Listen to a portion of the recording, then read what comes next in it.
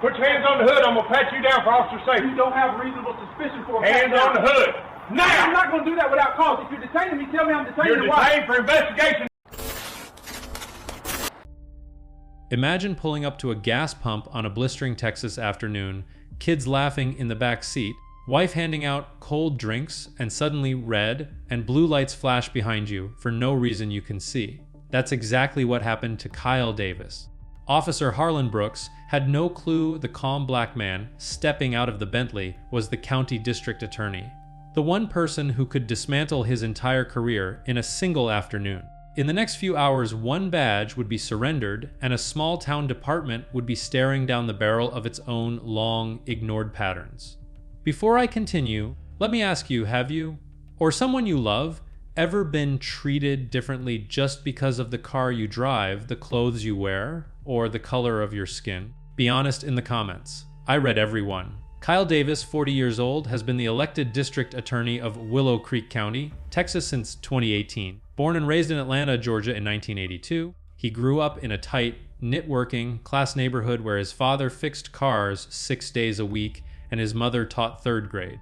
Police cruisers rolling slowly through the block were a normal sight, and so were the stories of stops that turned into something much worse for no clear reason. Those early memories planted a seed. Kyle decided he would work inside the system to make it fairer. He graduated with honors from Morehouse College in 2004's political science, then earned his law degree from Howard University in 2007. Early in his career, he clerked for a federal judge in D.C., interned with the NAACP Legal Defense Fund on high-profile civil rights cases, and later prosecuted cases in Fulton County. By the time he moved his young family to Central Texas, Kyle already had a reputation for being tough, but fair. As DA, he secured convictions in over 500 felonies with a 92% success rate.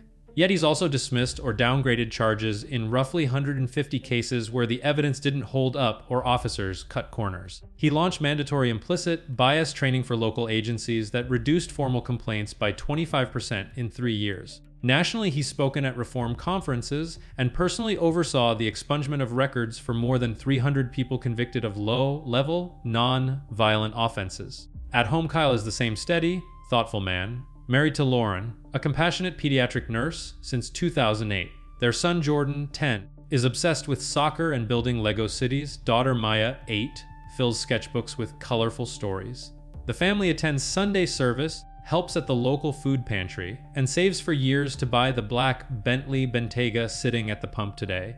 Not a status symbol, but a long-planned family reward after a decade of careful budgeting. Kyle stands 6 feet tall, athletic from weekend runs, short cropped hair, easy smile that puts people at ease whether he's in a courtroom or on the sidelines cheering for his son. Now meet the man who decided to ruin that peaceful afternoon. Officer Harlan Brooks, 47, white, 25 years, badge heavy. He's been patrolling Willow Creek since 2005 after starting out in Dallas.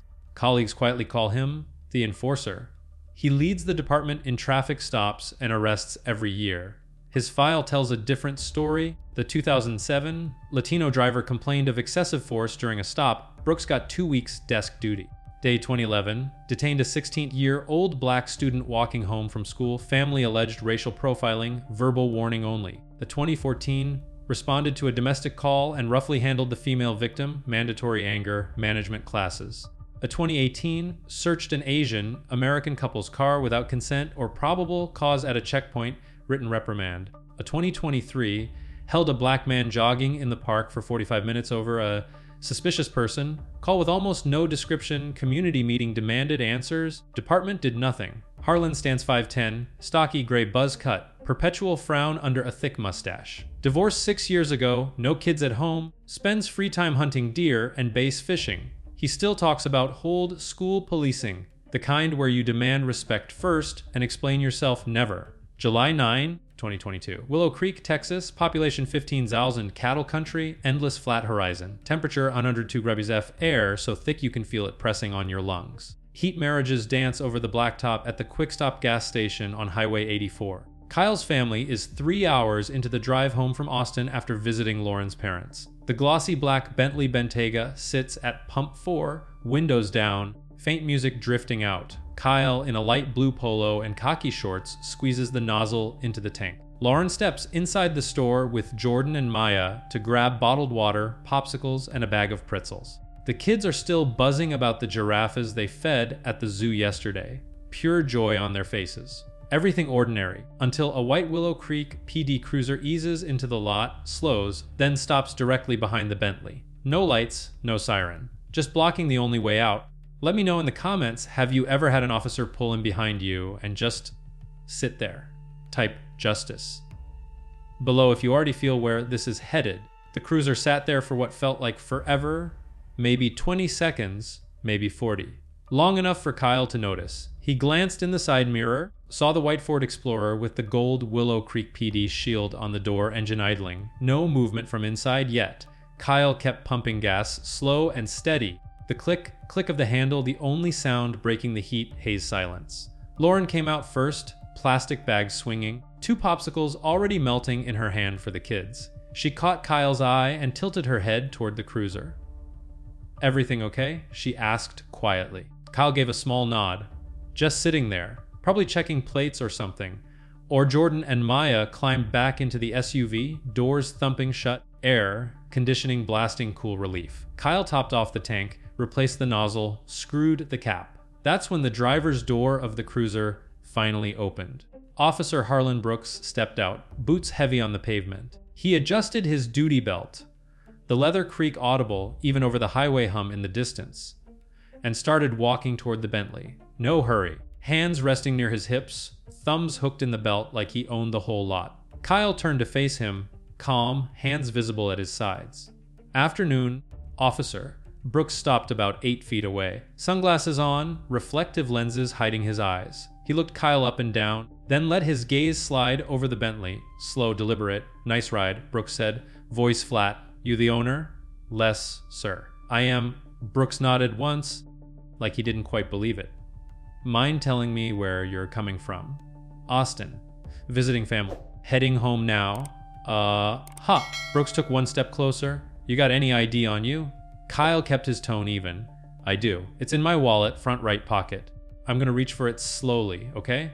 Brooks didn't answer, just watched. Kyle pulled out the slim black wallet, opened it, slid his Texas driver's license free, and extended it with 2 fingers. Brooks took it, glanced at the name, Kyle Davis, then at the photo, then back at Kyle. Something shifted in his posture. Not relaxation.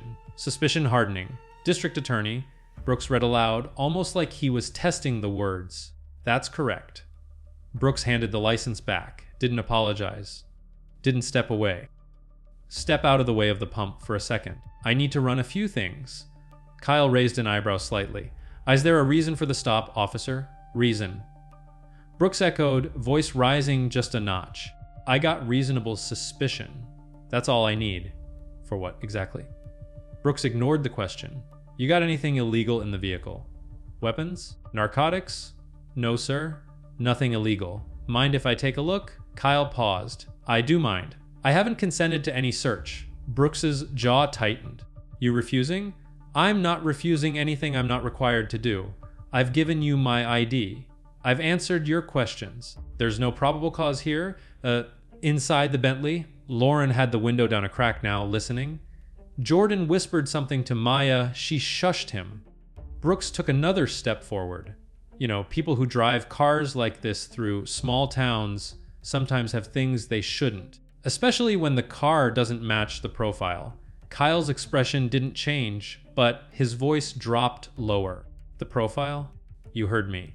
The air between them thickened. A pickup truck pulled into the lot, driver glancing over curiously before heading to pump 6. Kyle spoke again, measured. "Officer, if this is about the car, or how I look, or anything other than actual evidence, we both know that's not legal grounds for anything."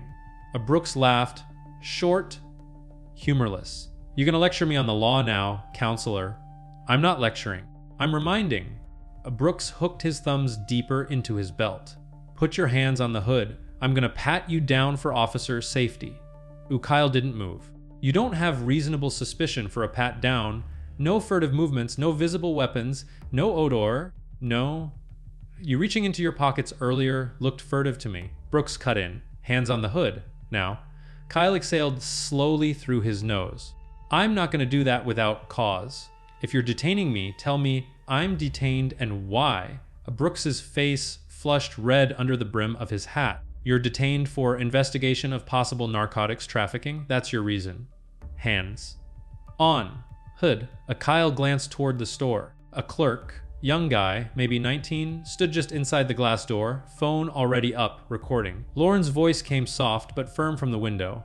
Kyle, do what he says. We'll handle it later. Kyle looked at his wife, then back at Brooks. After a long beat, he stepped forward, placed both palms flat on the warm hood of the Bentley.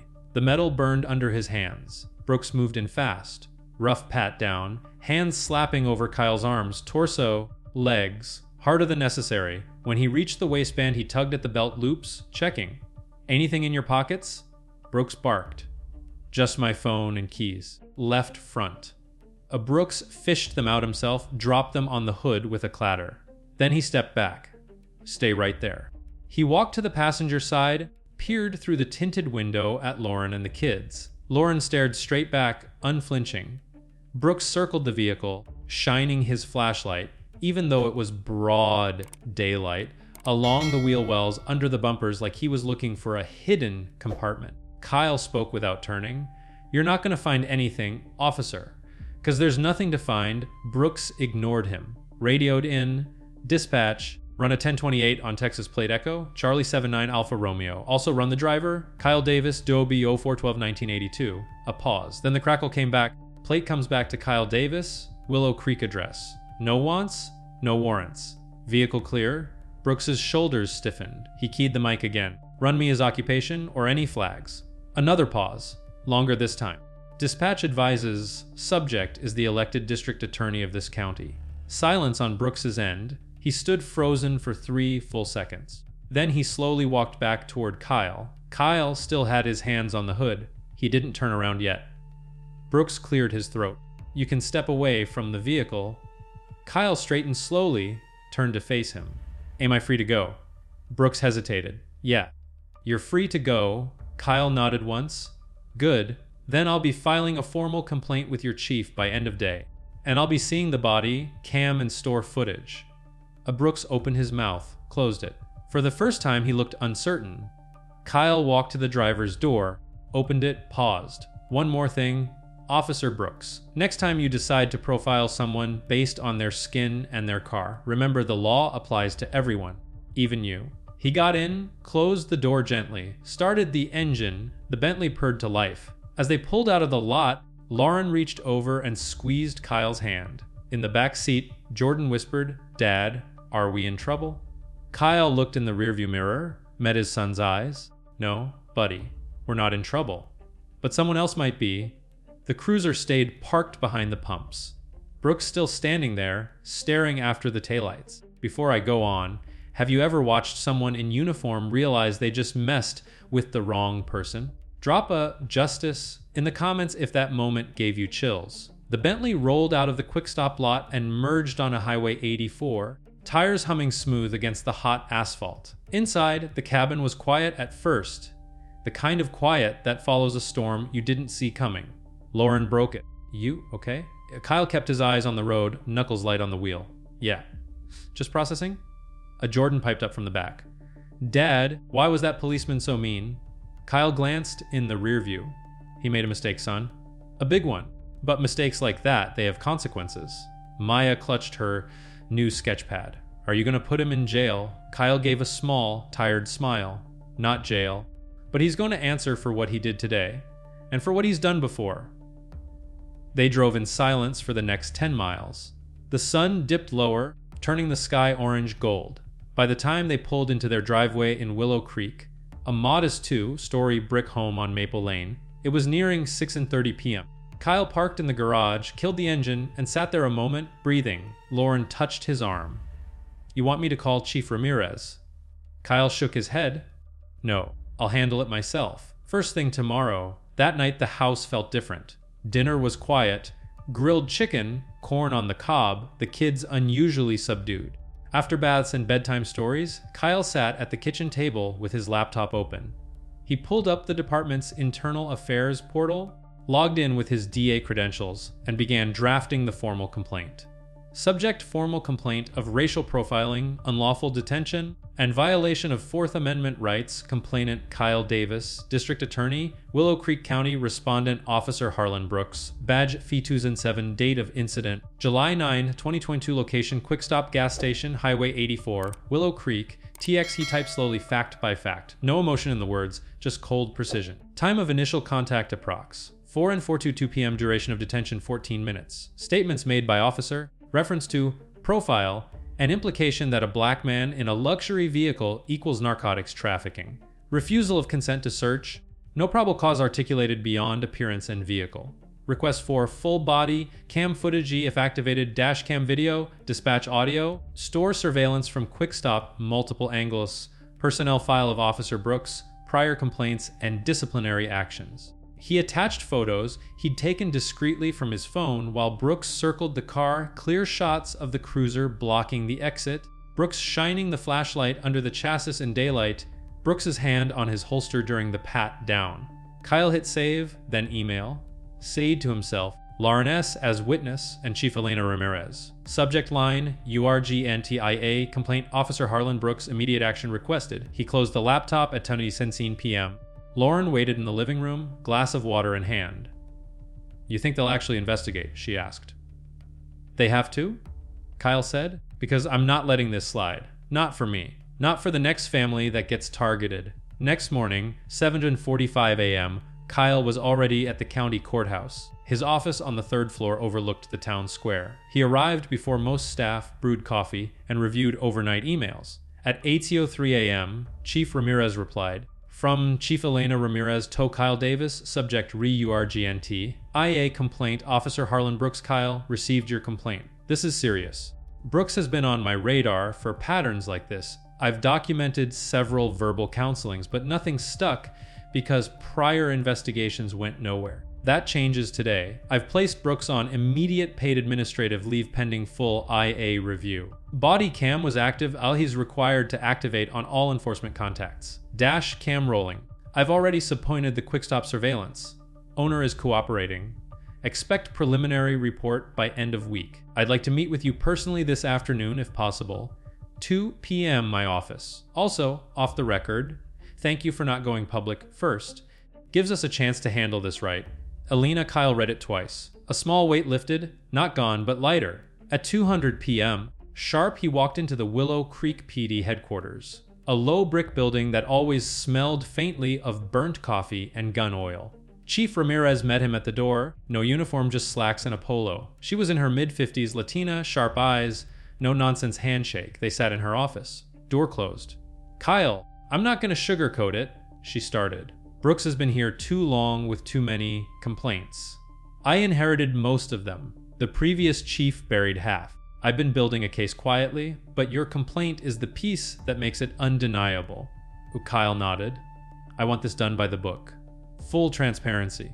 If the evidence shows what I think it shows, I expect discipline up to and including termination. Agreed, Ramirez said. I've already pulled his entire history. 5 formal complaints since 2007, 3 involving minorities, 2 with use of force allegations. None resulted in more than a slap. That ends now. She slid a folder across the desk. Preliminary review of the body cam. It's bad. He never articulated PC beyond the car doesn't match the driver. He says profile on audio. Clear. Kyle didn't open the folder yet. And the kids? Lauren, they were terrified. That's trauma. I know. Ramirez's voice softened. I have 2 daughters. If this happened to them, I'd be sitting where you are, or worse. They talked for 40 minutes. Ramirez promised weekly updates. Independent investigator from the county sheriff's office to avoid internal bias, and victim services referral for the family if needed. Kyle left the station feeling something close to resolve. Not victory. Not yet, but forward motion. That evening he sat Jordan and Maya down. Remember yesterday at the gas station? He asked. They nodded. That policeman treated us unfairly because of how we look. That's wrong, and wrong things need to be fixed. So I'm working to make sure it doesn't happen to other families. Jordan asked.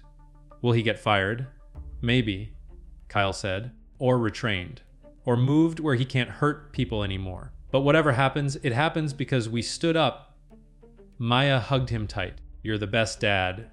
Kyle held them both. "And you're the best kids." Meanwhile, across town, Harlan Brooks sat alone in his small ranch style house on the edge of Willow Creek. Phone rang twice. Department number. He let it go to voicemail. Message: "Officer Brooks, this is Chief Ramirez. You are on paid administrative leave effective immediately. Do not report to duty.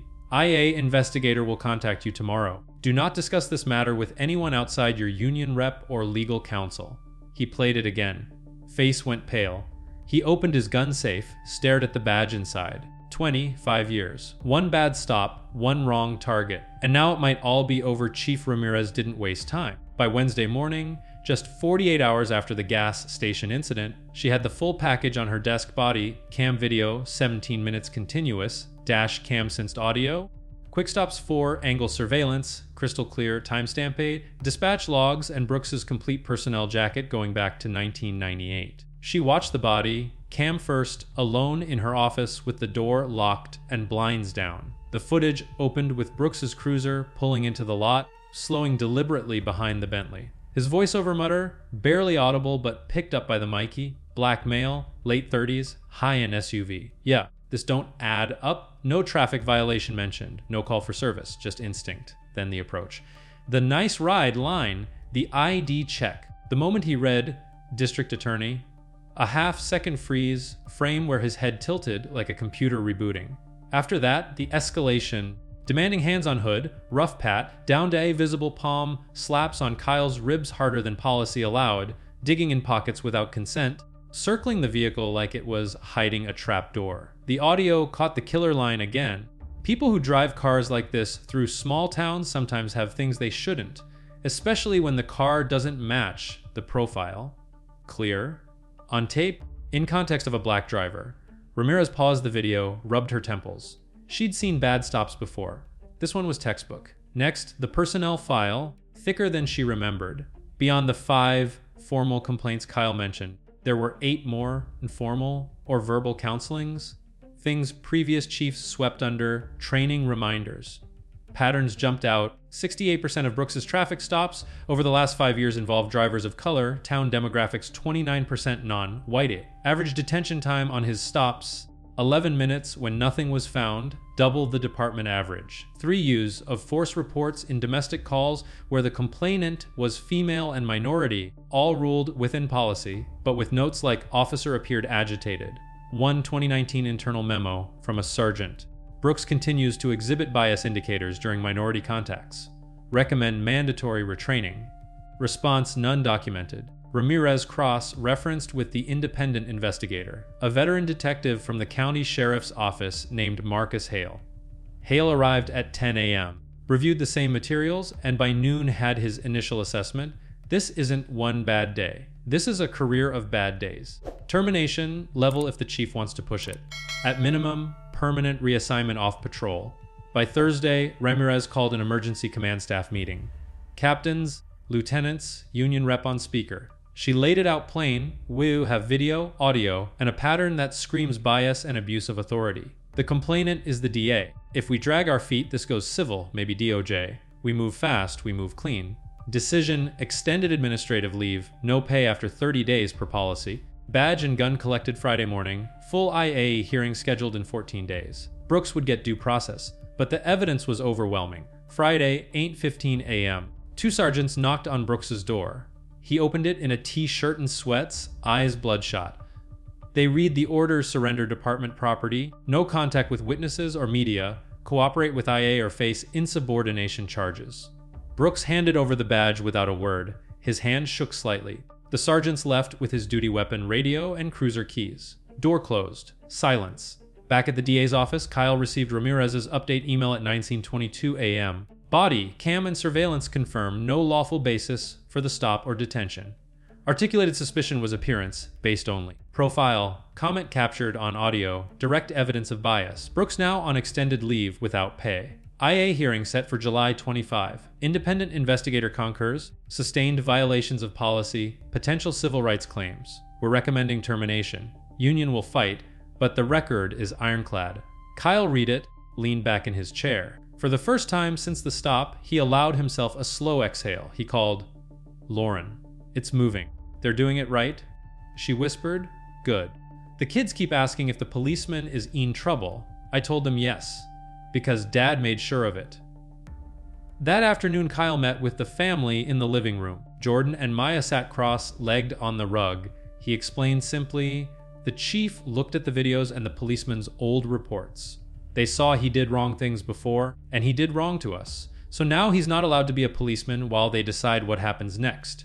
Maybe he loses his job, maybe more. Jordan nodded slowly, because he was mean just because we're black. Kyle's throatin', yes. And that's not okay. Ever. Maya drew a quick picture. Stick figure policeman with a sad face, stick figure family holding hands. For you, Dad. He pinned it to the fridge.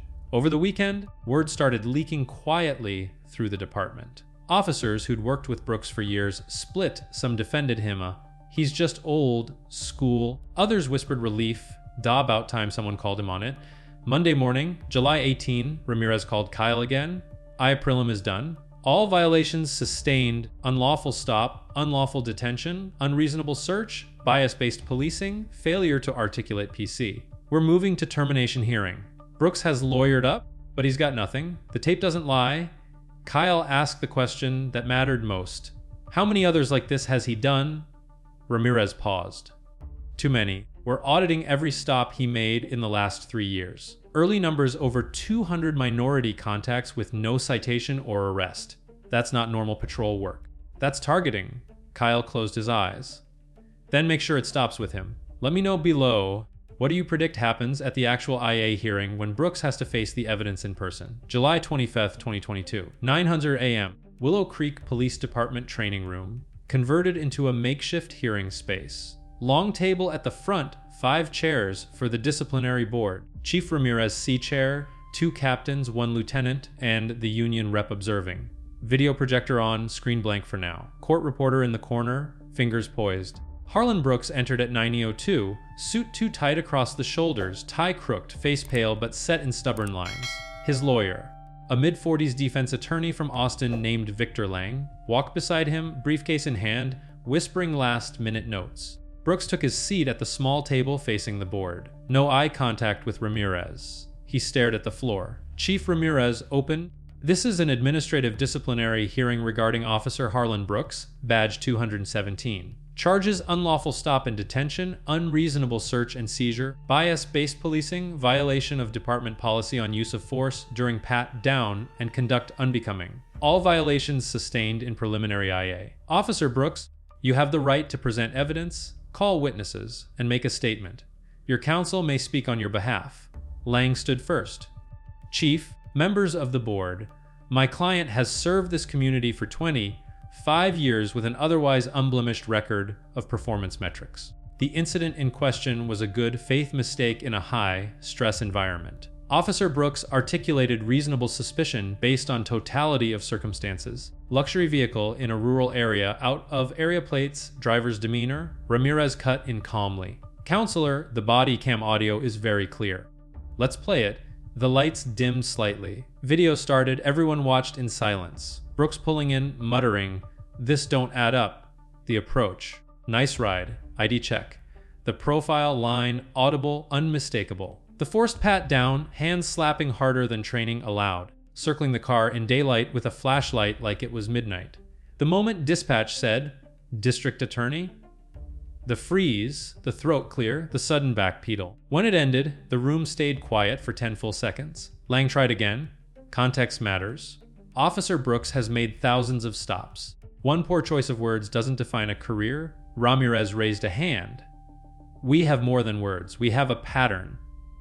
She clicked to the next slide. Brooks' stops, 2017, 22 and 2V. Total traffic contacts, 184.2. Minority drivers, 1,251's a 60% D. Result, no citation, arrest, 87% average detention time, no fined, 11 min 14 sec. Department average for same, 5 min 22 sec. Another slide list of prior complaints, dates, outcomes. 8 informal, 5 formal, all involving minority subjects. All resolved with minimal action. Brooks shifted in his seat, face flushed now. Ramirez continued.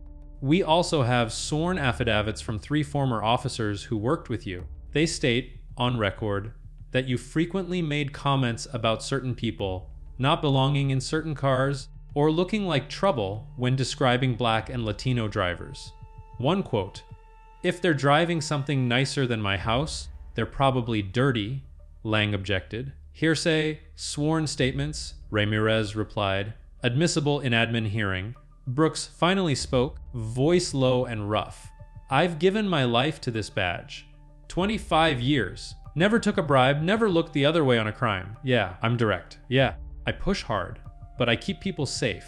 That's what matters." Ramirez looked straight at him. "Officer Brooks, keeping people safe includes keeping them safe from unlawful stops, from humiliation in front of their children, from having their constitutional rights violated because of how they look. You're a direct approach crossed into illegal territory years ago, and we let it slide. That stops today." She turned to the board. "I move for termination of employment, effective immediately. Loss of all accrued benefits except vested pension. Recommendation to post T for license revocation." The vote was quick. 4 yes, 1 abstention, the lieutenant who'd worked with Brooks longest. Union rep noted objection for the record. Brooks sat motionless. Lang put a hand on his shoulder. Ramirez addressed him directly. "Officer Brooks, you are hereby terminated from the Willow Creek Police Department. Your badge and department property were already collected. You have 30 days to appeal through the civil service process. Do you have anything final to say?" Brooks looked up for the first time, eyes wet, but jaw locked. "I thought I was protecting the town. Turns out I was just protecting my own ego." He stood, walked out without another word. Door clicked shut behind him.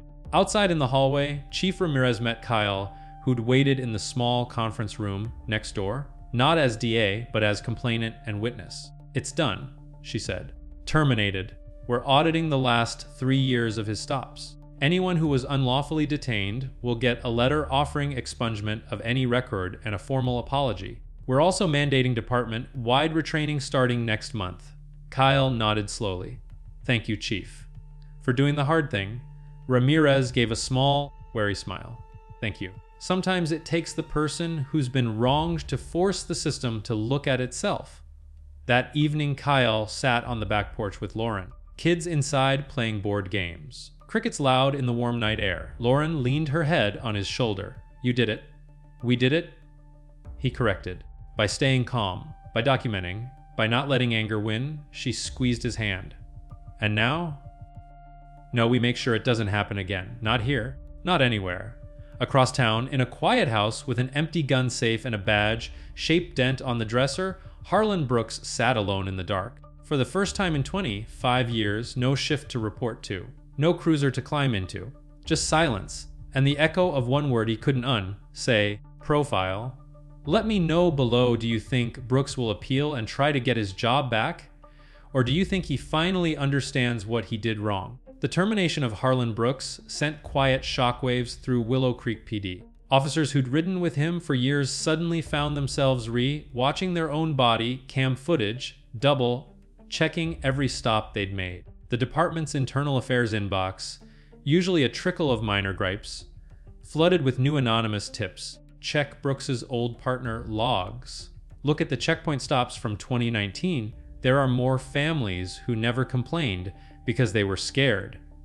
Chief Ramirez didn't wait for the dust to settle. She launched a full audit of Brooks's last 5 years on patrol. Every stop, every citation, every field interview card. A team of 3 detectives, none from Willow Creek PD, worked overtime in a borrowed conference room at the county sheriff's office. They pulled dash cam archives, cross-referenced names with court records, and reached out to people who'd been stopped. By early August, they had compiled a list of 47 individuals, all people of color, who'd been detained by Brooks for 10 puff minutes with 0 probable cause, no ticket issued, no arrest made. 17 of them agreed to speak on record. Their stories were eerily similar. A black college student in 2018, driving his mom's new SUV home from summer break, pulled over for suspicious lane change none on video, held 18 minutes while Brooks searched the trunk without consent. A Latino father of 3 in 2020, coming back from night shift at the hospital, stopped at a DUI checkpoint. A vehicle searched after Brooks claimed he smelled marijuana, no marijuana ever found, no ticket. A black single mother in 2021, minivan full of groceries and kids, pulled for tinted windows too dark, ordered out of the car, patted down in front of her crying children, nothing found. Each person received the same department letter in late August, Dear Hanaim. The Willow Creek Police Department has completed an internal review of stops conducted by former officer Harlan Brooks. We have determined that your contact on high date lacked lawful basis and violated department policy. We sincerely apologize for the distress this caused you and your family. As part of our remedial actions, any record of this stop has been expunged from our systems. We are implementing new training and oversight to prevent future occurrences. If you wish to discuss further or pursue civil remedies, please contact our office. Sincerely, Chief Elena Ramirez, 15 of the 47, accepted the apology letter and moved on. The other 32 retained attorneys. By September, 7 federal civil rights lawsuits were filed in U.S. District Court, Eastern District of Texas, each naming Brooks personally, the city of Willow Creek, and the police department. Claims Fourth Amendment violations, equal protection violations under 14th Amendment, intentional infliction of emotional distress. The city's insurance carrier panicked. Early mediation offers started low, $75,000 per plaintiff. Attorneys countered hard. We have pattern and practice evidence. Body cam gold. Brooks's own words on tape. This is systemic. By October, the city settled the first 3 cases for a combined $1.2 million. The remaining 4 were settled in November for another $1.8 million, total payout $3 million. No admission of liability in the settlement language, but the checks cleared fast. Brooks himself faced no criminal charges at the DA's office. Kyle's office recused itself to avoid conflict. But the civil judgments hit him personally.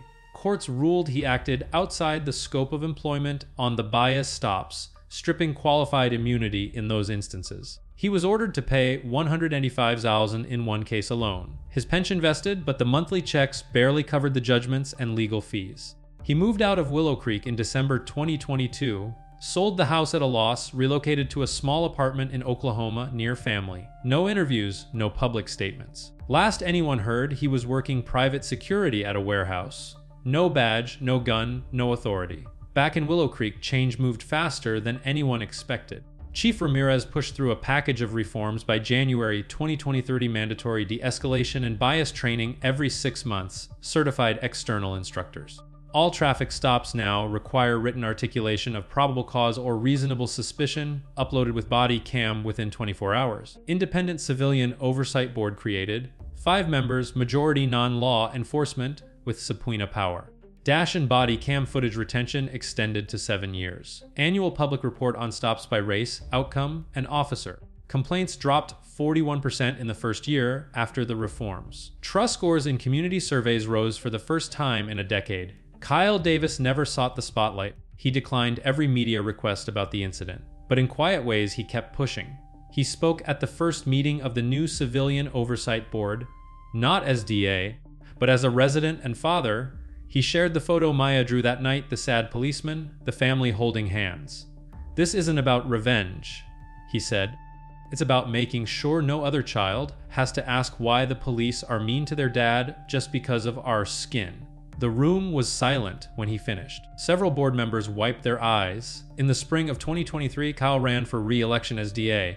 He won with 78% of the vote, highest margin in county history. His platform, "Justice isn't selective. It's for everyone." One evening in late 2023, Kyle and Lauren took the kids to the same quick stop for ice cream. Same pump 4. Same bright Texas sun, just cooler now. Jordan pointed at the spot where the cruiser had parked. "That's where it happened, right?" Kyle nodded. "Yep. And look, we're still here. Still driving the same car. Still together." Maya smiled. "Because you fixed it, Dad." Kyle ruffled her hair. "We fixed it. All of us." They got in the Bentley, windows down, music playing softly. As they pulled out, no cruiser followed, just open road ahead. Before I continue, imagine a whole town slowly healing because one family refused to stay silent. Type change in the comments if you believe small acts of courage can rewrite the rules for everyone. By the spring of 2024, Willow Creek looked the same on the surface. Same rolling hills, same cattle trucks on Highway 84, same quick stop at Pump 4. But underneath, something had shifted.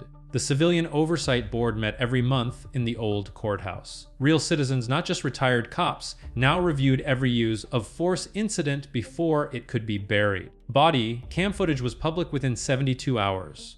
New recruits had to ride with community mentors before they ever touched a badge. Complaints against the department dropped 41% in 18 months. The town started breathing easier. Kyle Davis never called himself a hero. He still coached Jordan's soccer team every Saturday, still helped Maya with her art projects, still held Lauren's hand when they walked the kids to school. But people noticed the quiet difference. Black families who once crossed the street when they saw a patrol car now waved at officers. Latino shop owners left positive reviews on the department's Facebook page for the first time in years. A single mother who had been stopped by Brooks in 2021 told the local paper, "For the first time, I believe my son can grow up here and not be afraid of the uniform." In March 2024, Chief Ramirez asked Kyle to speak at the department's annual awards ceremony, not as DA, but as the man who forced them to change. He stood at the podium in a simple navy suit, no notes, just the same calm voice the kids knew from bedtime stories. "I didn't want fame," Kyle said. "I wanted my children to know their father didn't stay silent when his family was humiliated. I wanted every parent in this room to understand, the moment you profile someone because of their skin or their car, you are not protecting the community. You are breaking it." He paused, looked straight into the crowd of officers. Officer Brooks lost his badge not because he was unlucky. He lost it because the system finally looked at 25 years of warnings and said enough. Today, we honor the officers who choose to be better. The ones who ask themselves every single shift, am I protecting everyone? Or just the ones who look like me? The room was silent. Then slow applause started. Some officers wiped their eyes. Chief Ramirez stood and clapped hardest. 2 weeks later, the local news station asked Kyle for his first and only on-camera interview. They filmed it on the same back porch where he and Lauren had sat the night Brooks was terminated. The reporter asked the question everyone wanted answered, "Would you have fought this hard if it wasn't your own family?" Kyle looked directly into the camera, eyes steady, voice low but powerful. "Every family is my family. Every black father who gets pulled over for driving while black. Every mother who has to explain to her kids why the police are scary. They are my family. I became district attorney so the law would protect the least of us, not the loudest. If my badge means anything, it means I use it when the system fails people who look like me." He leaned forward slightly. And to every officer watching this, the next time you see a luxury car with a black driver, ask yourself one question before you turn on those lights. If this was my brother, my son, my neighbor, would I still be stopping them? If the answer is no, then you already know it's wrong. The interview ran on the evening news. The station received more calls than any story in 10 years, not angry calls, but grateful ones, parents thanking him. Officers writing private emails saying they were changing their approach. Now the bigger picture. Across America, the numbers are still heartbreaking. Black drivers are 2.5 times more likely to be pulled over than white drivers for the same minor violations. Once stopped, black motorists are searched 3.7 times more often, yet they are less likely to have contraband. In small-town departments like Willow Creek, 68% of suspicious vehicle stops involve people of color, even when they make up only 29% of the population. Over 400 documented cases in the last decade where luxury vehicles driven by black owners triggered drug courier, assumptions with zero other indicators. Qualified immunity has shielded officers in 92% of excessive force civil suits. Black Americans make up 13% of the population, but 24% of all fatal police encounters. Traffic stops remain the #1 reason black citizens interact with police, and the #1 source of unnecessary trauma. These aren't just statistics. They are fathers explaining to their sons why they have to keep their hands at 10 and 2. They are mothers teaching daughters how to stay calm when a flashlight hits their face. They are children who will remember the day their dad was patted down in front of them for the crime of driving a nice car. Kyle Davis changed one small Texas town. But the fight isn't over. Before we close this story, let me ask you one last time. Have you ever been the one judged by appearance, by car, by skin, or have you watched someone you love go through it? If this story touched you, if you believe no child should ever have to ask why the police treated their father like a criminal, then do 3 things right now. Type justice in the comments if you stand with Kyle and every family still fighting this battle. See you in the next one.